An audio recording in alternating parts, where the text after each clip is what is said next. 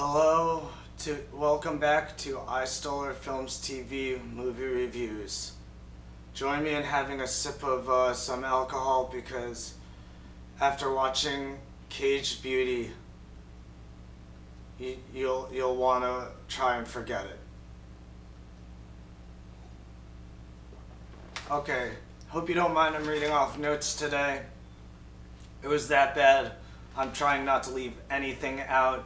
Hopefully this review won't be too long, but I have never seen a movie like this. So first note, when you check it on IMDb, it says the movie is in English. That's a lie.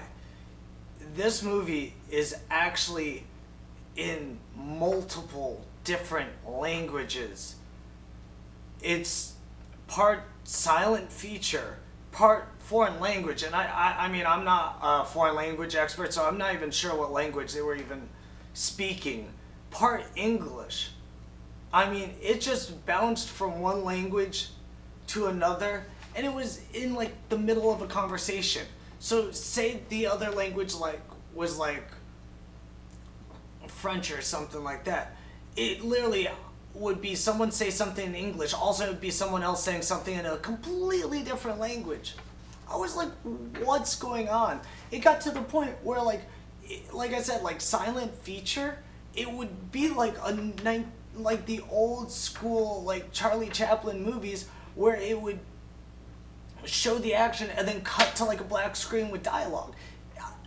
But it wasn't like trying to be like the film The Artist or anything. It was just madness. Like, I don't even know what they were trying to go for. When you read the plot, it sounded like a thriller because it was about an ex-husband who kidnaps his ex-wife, cages her up, and then makes her play. I think they said it like was games, or they said something along those lines. So it's like, alright, okay, maybe it's gonna be like a low budget version of Saw or Hostel, you know, one of those types of movies. Lies. It was pure trying to be an art house film. There was nothing thrilling about it. I mean, I don't even think the ex-wife got kidnapped till like an hour into the movie, and it's only like an hour and a half film or something like that. It was nuts.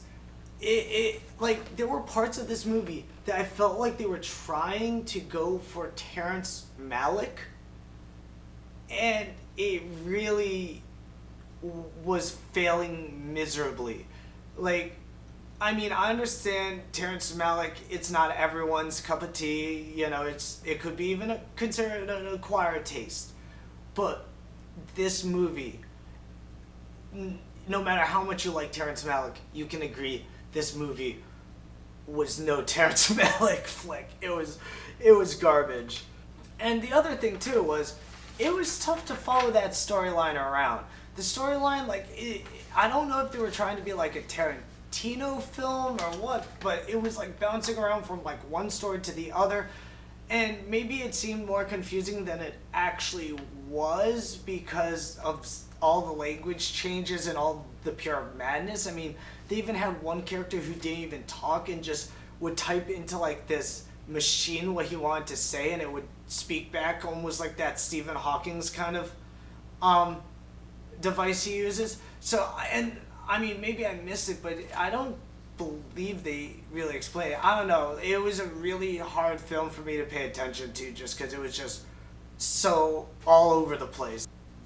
So once, after like 55 minutes, an hour into this film, once they pick the ex-husband, gets the ex-wife, he forces her into a cage to write a song with the violin. They dance, kiss, do all sorts of weird shit. Like, it kind of almost seemed like a fetish kind of thing going on. I don't know. And then, like, eventually there's some, like, weird music that doesn't even fit the scene. Like,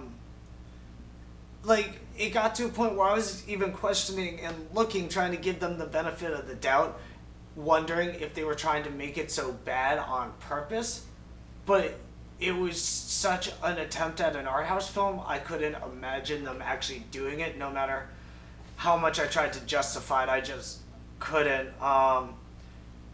There's just so many things wrong with the film. I'm just scratching the surface. Like I said, like this film, I started taking notes, and I didn't even go through all my notes just because there'd be too many.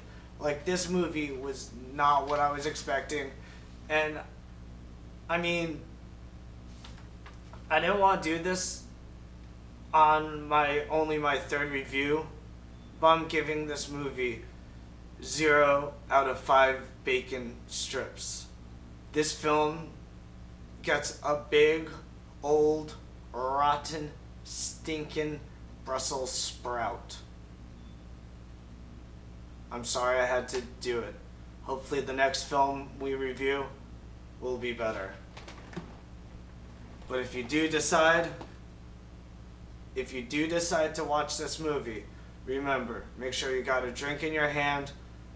You'll thank me afterwards because you'll need it. Thank you for watching this review. Hopefully I have a better recommendation next week. Thank you.